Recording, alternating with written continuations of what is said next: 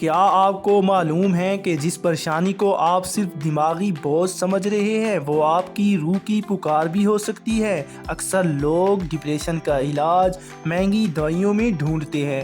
جی ہاں پیارے ناظرین، لیکن حل ان کے اپنے گھر میں موجود ہوتا ہے جس سے وہ بے خبر ہوتے ہیں۔ اگر آپ بھی سکون کی تلاش میں تھک چکے ہیں تو اگلے 60 سیکنڈ آپ کے لیے قدرت کا ایک اشارہ ثابت ہو سکتا ہے۔ جی ہاں پیارے ناظرین، پہلا قدم اپنے رب سے باتیں کرے۔ اللہ فرماتا ہے مجھ سے دعا مانگو میں قبول کروں گا۔ جب آپ سجدے میں جا کر اپنا دکھ اللہ کو سناتے ہیں تو وہ بوجھ ہلکا ہونا شروع ہو جاتا ہے۔ جی ہاں پیارے ناظرین، دوسرا قدم وضو کی تازگی۔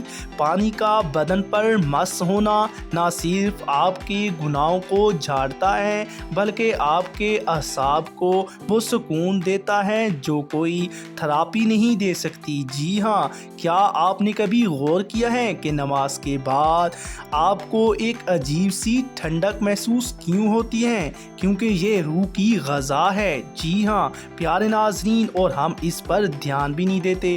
اور اب وہ تیسرا اور آخری حل جو آپ کی زندگی بدل دے گا، کثرت سے درود شریف پڑھنا۔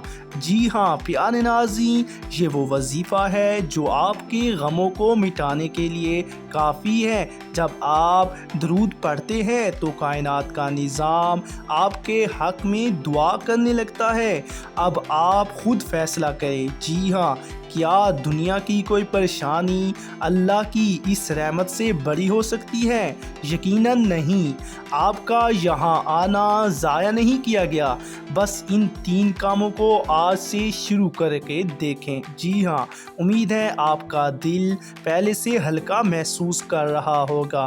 اگر آپ کو اپنا حل مل گیا ہے تو کامنٹ میں الحمدللہ ضرور لکھیں تاکہ ہمیں پتہ چلے کہ ہماری محنت رنگ لائی۔